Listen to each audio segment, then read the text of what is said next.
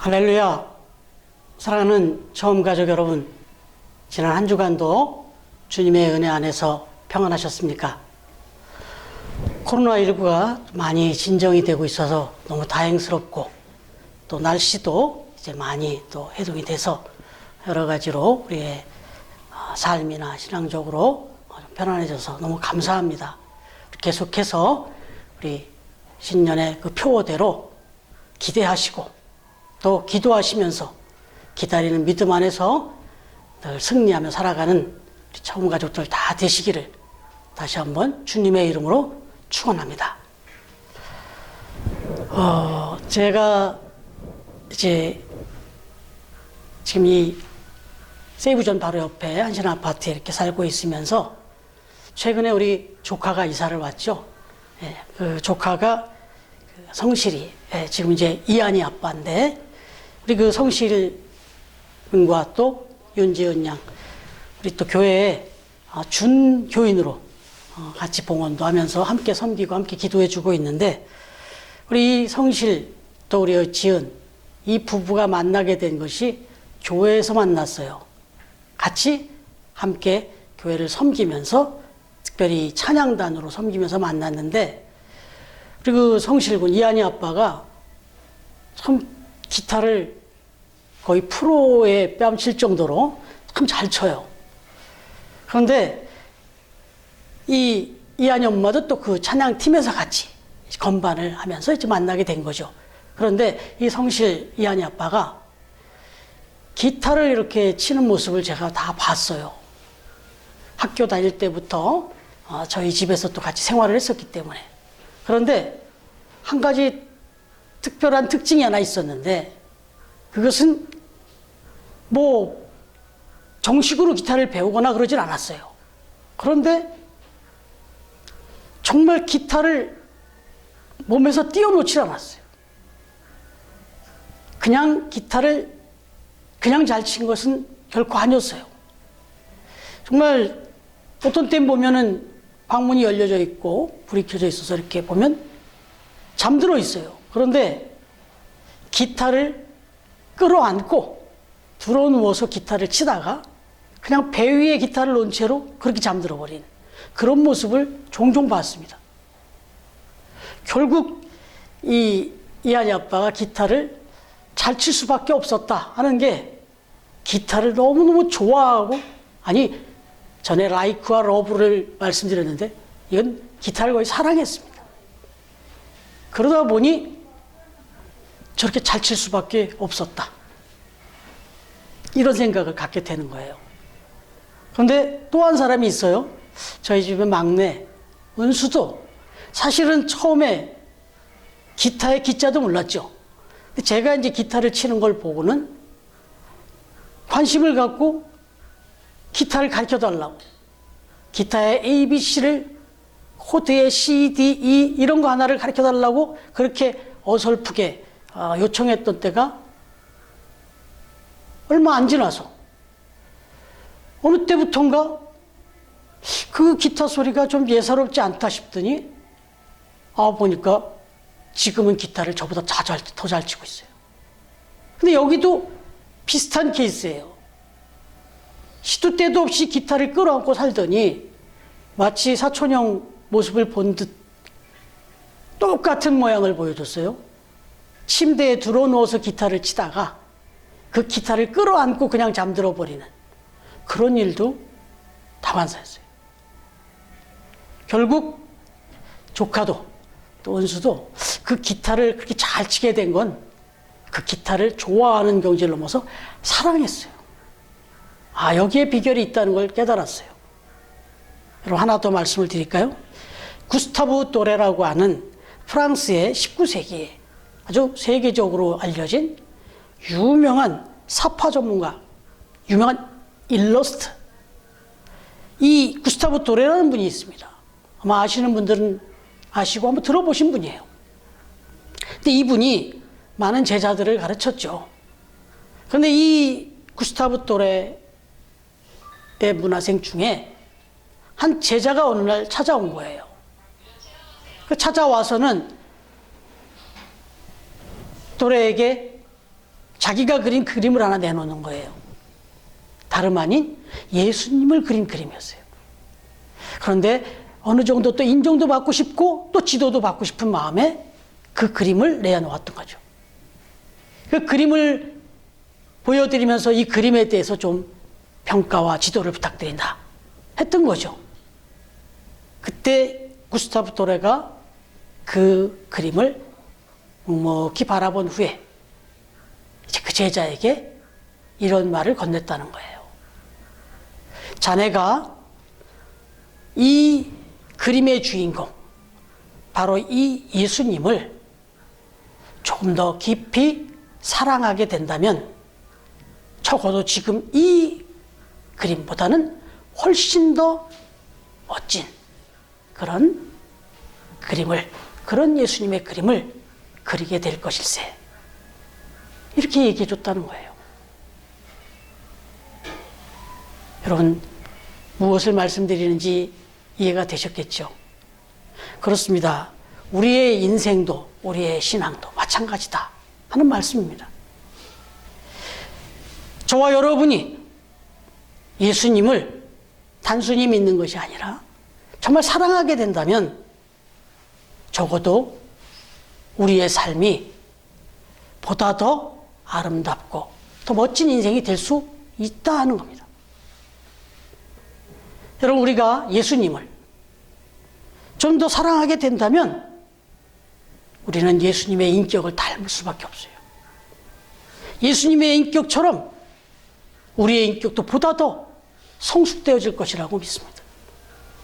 우리의 신앙도 분명히 지금보다 더 성장하게 되겠죠. 아니, 더 성숙해지겠죠. 그렇습니다. 저와 여러분이 예수님을, 아니 하나님을 더 사랑하게 된다면 저와 여러분의 인생도, 저와 여러분의 신앙도 명품 인생, 명품 신앙이 되어지리라 믿어 의심치 않습니다.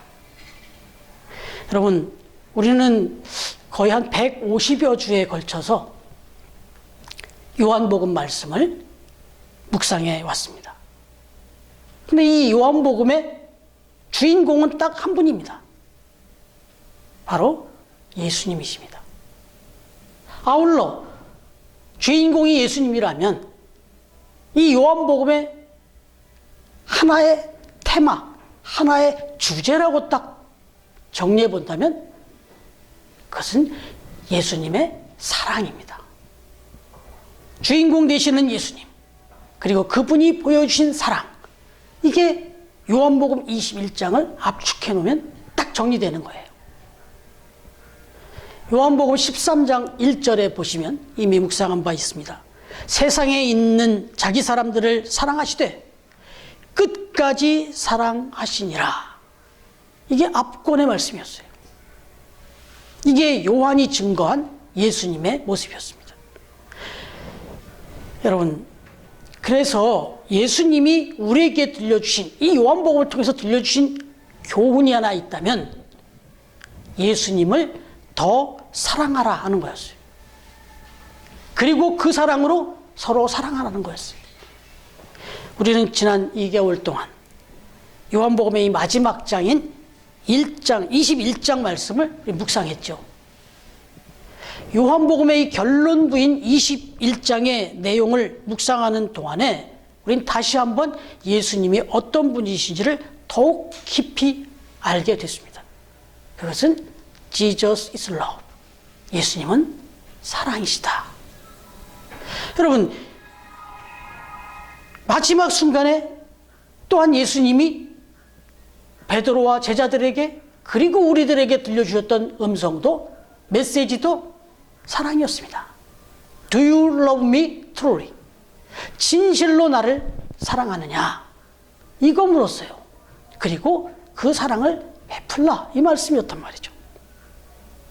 여러분, 다시 한번 좀 정리하는 의미에서 한번 생각해 보면 예수님이 보여주신 사랑, 그 사랑의 모습, 어떤 사랑이었습니까?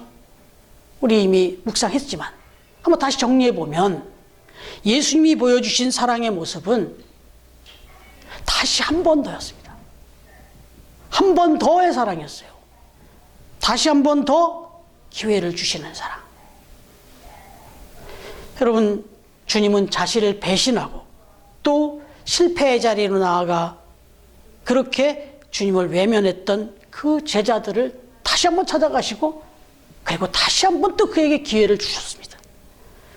이 사실을 생각할 때 참 우리가 때로는 우리가 스스로도 실망스러울 때 그런 실패의 어떤 자리에 처할지라도 결코 낙심하거나 좌절하지는 말아야 한다. 이 말씀을 드렸었죠. 그리고 이 말씀을 드린 이유는 이 세상 살아가는 그 어떤 인생도 실패하지 않고 살아가는 인생은 한 사람도 없기 때문이다. 그래서 저 미국의 실패 박물관에 관한 그런 이야기도 드린 바가 있습니다. 실패를 교훈 삼으면, 거울 삼으면 오히려 그 실패는 오히려 주님께서 다시 한번 우리에게 허락해 주시는 성공의 기회가 될 수가 있고, 그리고 또 그런 과정을 통해서 주님을 좀 더 깊이 체험하고 또 더 신뢰하게 되는 그런 성숙한 신앙의 기회가 될 수 있다. 바로 이 부분 때문에 주님은 우리에게 다시 한 번 더 기회를 주시고 또 한 번 더 베풀어 주시는 사랑, 그런 사랑의 모습이었다라고 말씀을 나눴죠. 그런 거냐면 두 번째로 보면 예수님의 사랑은 빈손이 되어 있는 인생을 찾아와 주시는 사랑이었다. 여러분, 요한복음 21장을 보시면 제자들이 밤새도록 고기를 한 마리도 잡지 못하고 그렇게 초라한 모습으로 새벽을 맞았을 때 그런 초라한 그 빈손의 제자들을 찾아와 주시죠. 그리고 그 자리에 함께 계시죠. 그리고는 그 제자들이 자신을 인지도 하지 못할 때 오히려 그들에게 그물이 찢어질 만한, 정말 그물 하나 가득 채우는 그런 기쁨을, 그런 회복을 베풀어 주시죠. 정말 완벽한 도움을 주시죠. 여러분, 일반적으로 우리의 삶을 보면 우리의 손이 빈손이 될 때 야속할 정도로 다 떠납니다. 우리의 빈손을 내밀면 야속할 정도로 다 외면해버립니다. 그게 우리의 삶의 현장입니다. 그런데 주님은 바로 그때 더 가까이 오셔서 그 빈손을 붙잡아 주시고 그 빈손을 채워주시는 분이더라는 거예요. 여러분, 그렇습니다. 그래서 우리의 삶의 모습에서는 뭐 말할 것도 없거니와 우리의 신앙의 삶의 모습에 보면 신앙적으로 봐도 때때로 나의 신앙이 정말 부족하게 느껴질 때, 그리고 나의 신앙에서 어떤 갈급함을 느낄 때, 그때 주님은 기꺼이 함께 해주시면서 그 빈 마음, 그 빈손을 채워주시는 그런 사랑의 주님이시다라고 하는 거예요. 그런가 하면 마지막에 하나 더 살펴보는 것은 정말 여기에는 그 어떤 조건도 없는 아가페 사랑, 그것도 용서해 주시는 사랑, 그런 사랑이었다는 거예요. 요한복음 21장 전체를 보시면 주님의 그 용서의 흔적이 곳곳에 배어 있는 것을 우리가 느끼게 되죠. 제자들을 자신을 배신하고 결정적인 순간에 3번씩이나 부인하고 그렇게 다 떠나버리는 그런 제자들에게 다시 찾아오시되 아무런 책망이 없으십니다. 그냥 용서하십니다. 그냥 품어주십니다. 여러분, 이런 의미에서 생각해보면 이 세상에서 가장 복되고 아름다운 삶은 무엇일까? 혹자는 이것을 용서하는 삶이다, 이렇게 말해요. 용서와 화해를 모르는 인생은 사실 신앙적으로 봐도 주님 앞에서 가장 배은망덕한 신앙이고 인생이다라고 그렇게 꼬집습니다.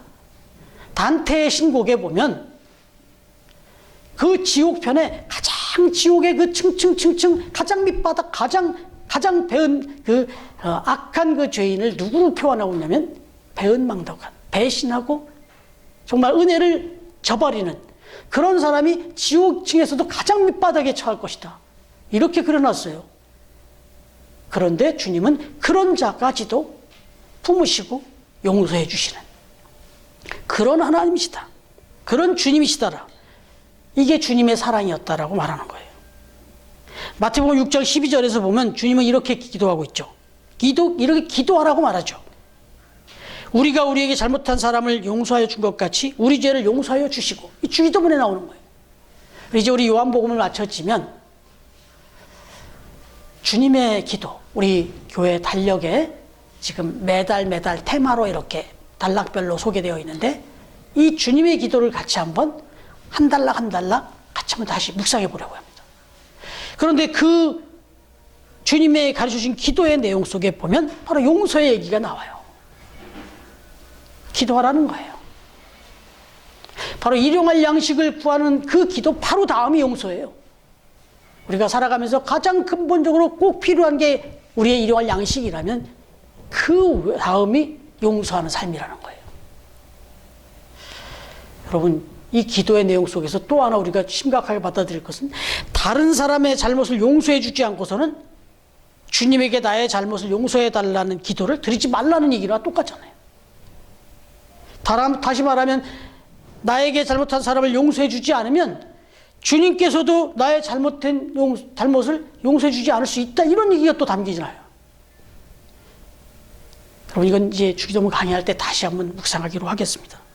어찌됐든 용서하는 삶이야말로 주님을 닮은 가장 아름다운 삶이고 주님이 기뻐하시는 가장 복된 삶이다라고 하는 것을 잊지 말라는 거죠. 주님은 그런 사랑을 우리에게 보여주셨다. 그렇습니다. 주님은 다시 한 번 더 기회를 주시는 그런 사랑, 또한 빈손의 인생을 찾아오셔서 채워주시고 위로하시고 세워주시는 사랑, 그리고 조건 없이 우리의 모든 업무를 끝까지 용서해 주시고 사랑해 주시는 그런 사랑. 그렇습니다. 여러분, 오늘 이제 본문으로 돌아와서 바로 이제 오늘 본문에서 사도 요한은 만약 주님이 행하신 이런 엄청난, 이런 크고 놀라운 은혜와 사랑, 그리고 행하였던 행적, 베풀어 주신 이 모든 은혜와 사랑을 모두 다 낱낱이 다 기록으로 남긴다면 지구 전체를 책꽂이로 삼는다 해도 그 책을 두기에는 부족할 것이다, 이렇게 표현하고 있어요. 좀 과장되게 느껴집니까? 한번 생각해 보십시오. 인간의 모습으로 이 땅에 오신 임마누엘 하나님, 바로 예수 그리스도께서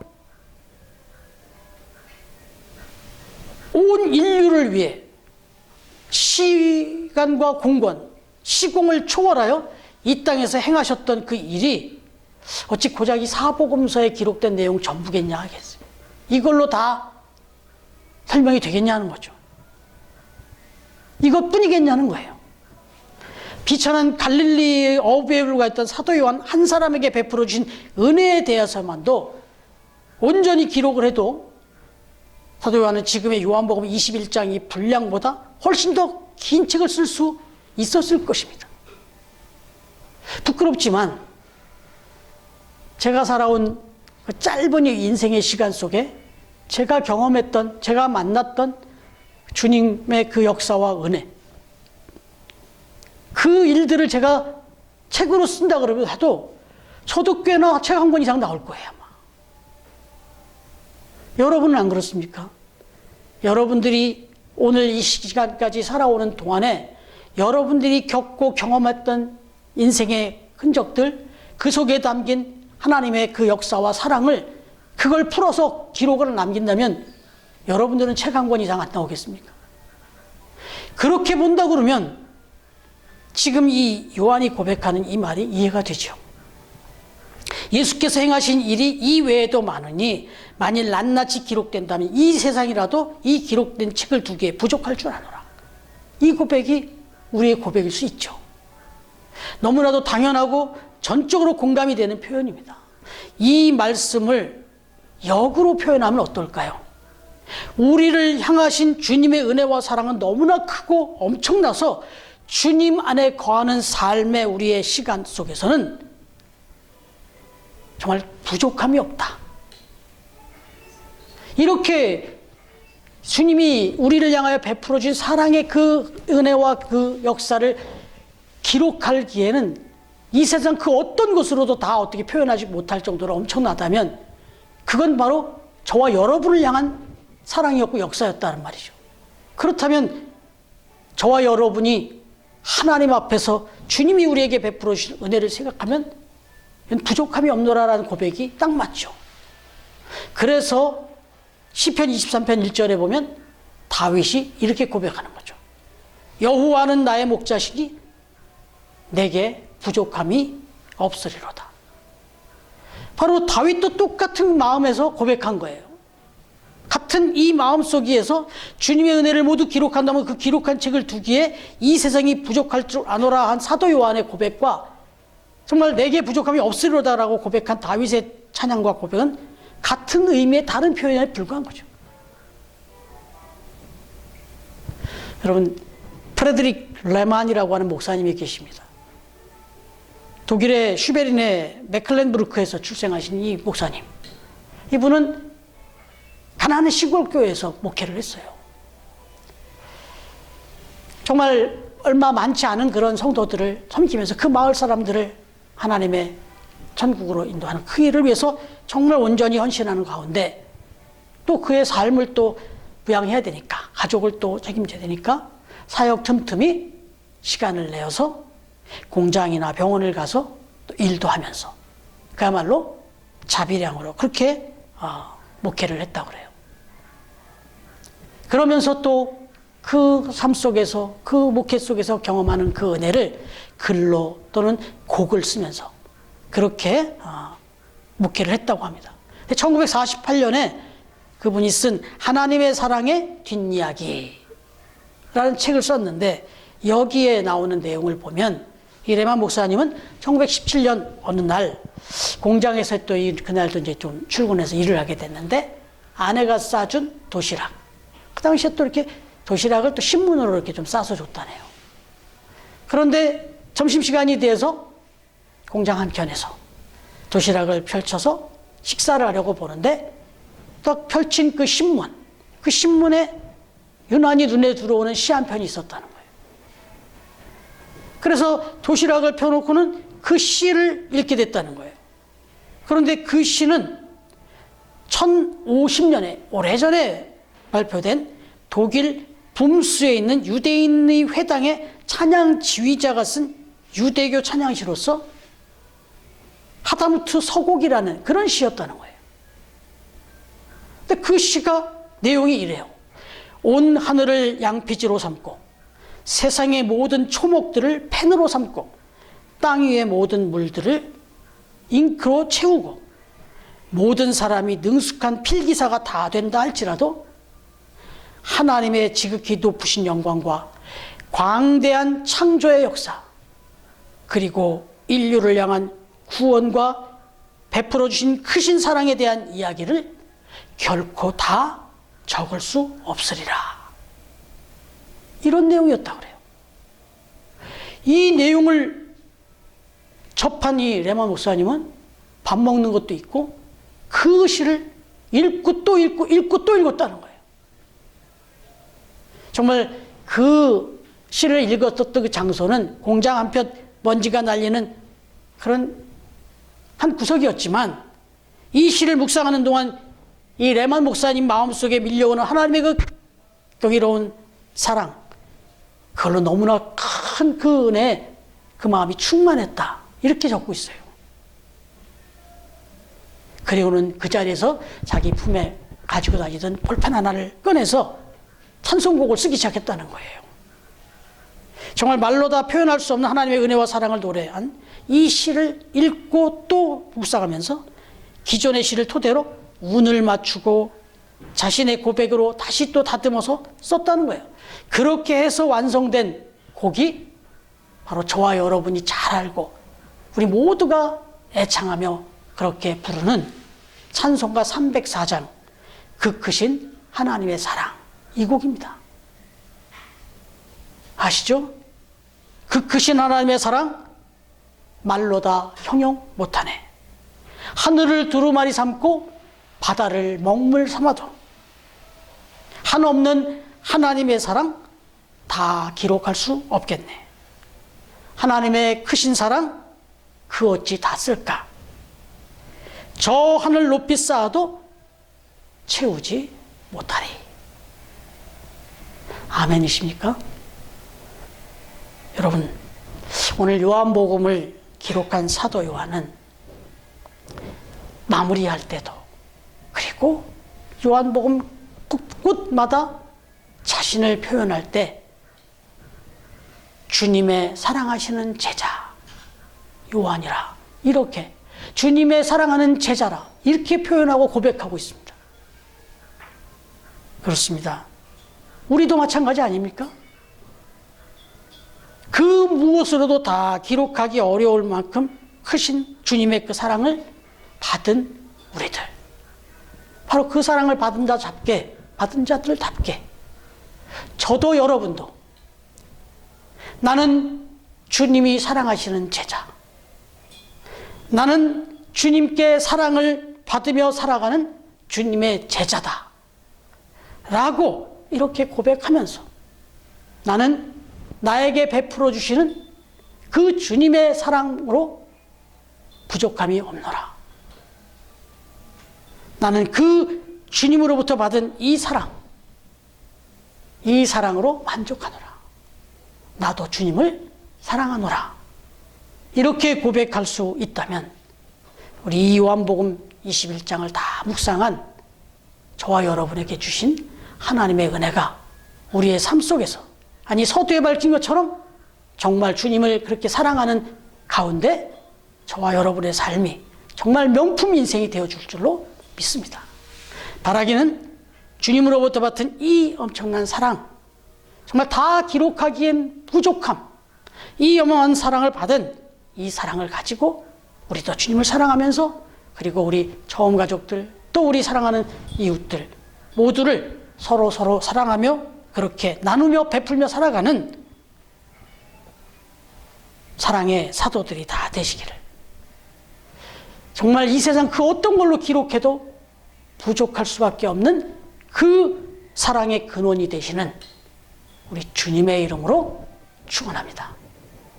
기도드리겠습니다. 하나님 아버지, 감사합니다. 아무리 생각해도 우리가 어떻게 하나님의 사랑을 덧입어 하나님의 자녀가 될 수 있었는지 정말 하나님 앞에 그저 감사의 고백밖에는 드릴 것이 없습니다. 우리가 하나님을 알지도 못할 때, 정말 허물이 많은 그때에도 우리를 이미 오래전부터 계획하시고 택정하시고 사랑하여 주셔서 이렇게 하나님의 자녀가 되어 오늘도 하나님의 자녀로 하나님의 사랑을 받으며 살아갈 수 있게 해주신 것 감사드립니다. 이제 요한복음 21장까지 말씀을 묵상하는 가운데 우리에게 주셨던 그 하나님의 은혜와 그 말씀의 의미, 그 사랑을 다시 한번 곱씹으면서 우리에게 주어진 주님 앞에 서는 그날까지의 우리의 삶이 정말 주님을 사랑하는, 그리고 주님의 사랑을 늘 받고 누리며 나누며 살아가는 우리 처음 가족들이 다 될 수 있기를 주님께서 그렇게 인도해 주시기를 다시 한번 주님 앞에 간절히 기도합니다. 모든 것 주님께 의탁하옵고 우리를 사랑하시되 끝까지 사랑하여 주시는 우리 주님의 이름으로 기도드리옵나이다. 아멘. 이제는 우리 주님 예수 그리스도의 은혜와 하나님의 사랑과 성령님의 교통하시는 은총이 우리를 사랑하시되 끝까지 사랑하시며 생명을 내어주시기까지 사랑하여 주시는 그 주님, 그래서 그 주님의 사랑이 지금 오늘도 우리의 삶 가운데 계속되고 있어 이제 그 사랑을 덧입고 우리도 그 주님을 사랑하며 살기로, 그리고 그 사랑을 서로 베풀고 나누며 살아갈 길을 다시 한번 주님 앞에 고백하며 다짐하는 우리 처음 가족들, 머리 위에 가정 위에, 그리고 삶의 자리, 그 일터, 그 사업처, 그 생활의 자리 위에 그리고 오늘도 주의 이름으로 예배하는 주의 백성들과 주의 교회 위에 그리고 세이브존과 기쁨의 집 위에 이 나라 이 민족 위에 이제로부터 영원토록 함께해 주시기를 간절히 축원하옵나이다. 아멘.